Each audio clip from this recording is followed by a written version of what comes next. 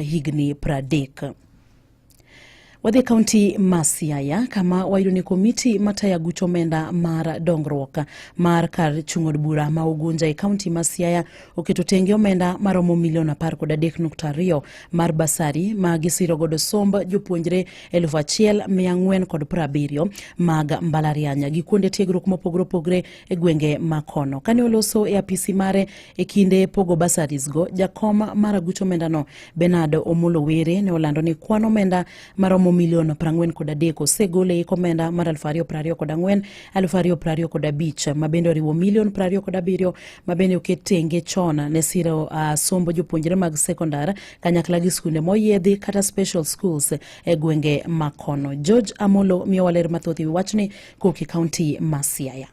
Kano wuoyo e kinde mane gichiwo ayanga basaris mag jopuonjre mag mbalariany to kod colleges, jakom komiti mar aguch omuom mar NG-CDF Ugunja kuno migosi Benado Omolo Were nofulo ni e hik omenda ni gisechiwo basari mar siling milion 43 duto koriw. Ipok mar basari mokwongo ni wachiwo omenda na secondary schools kod special schools mane amount to about 27 million. E migawo mar mbalariany kod kuonde tiegruok mamalo, jopuonjre 1,742 nochwalo kwayo margi.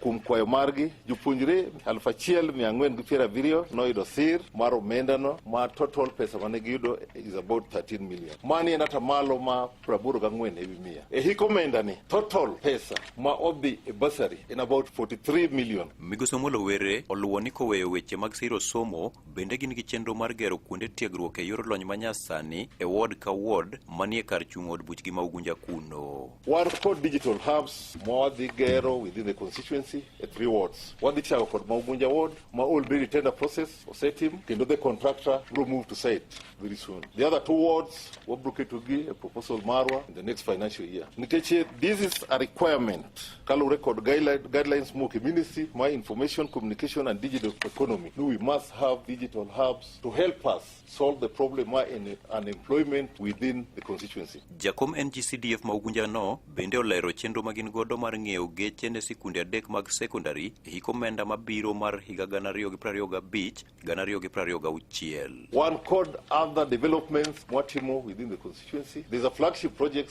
one go Dr. Ido Dinga, which is a 3-story building. Currently, it is on course. In security, in this financial year, Wadhi Gero, Assistant Chiefs, Office, Tingare East. What days givilo go to climate mitigation, into schools must benefit, a yen, water tanks, and harvesting the waters. A he komenda ni, what the new buses a day, 3 wards. Ugunja ward, what the new bus, Nungunya mix secondary school, Sigomre ward, Tingare secondary school, the bus, then Sidini ward, there's Mudiero secondary school, must benefit.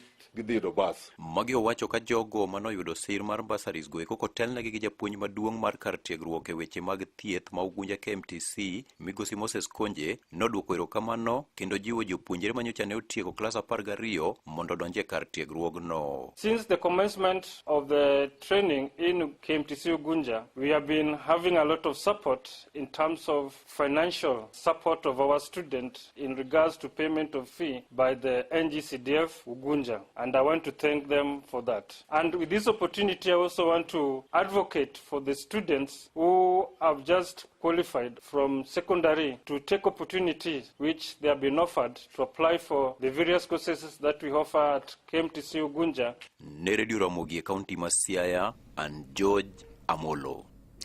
Pinyo wacho lero ni osegolo omenda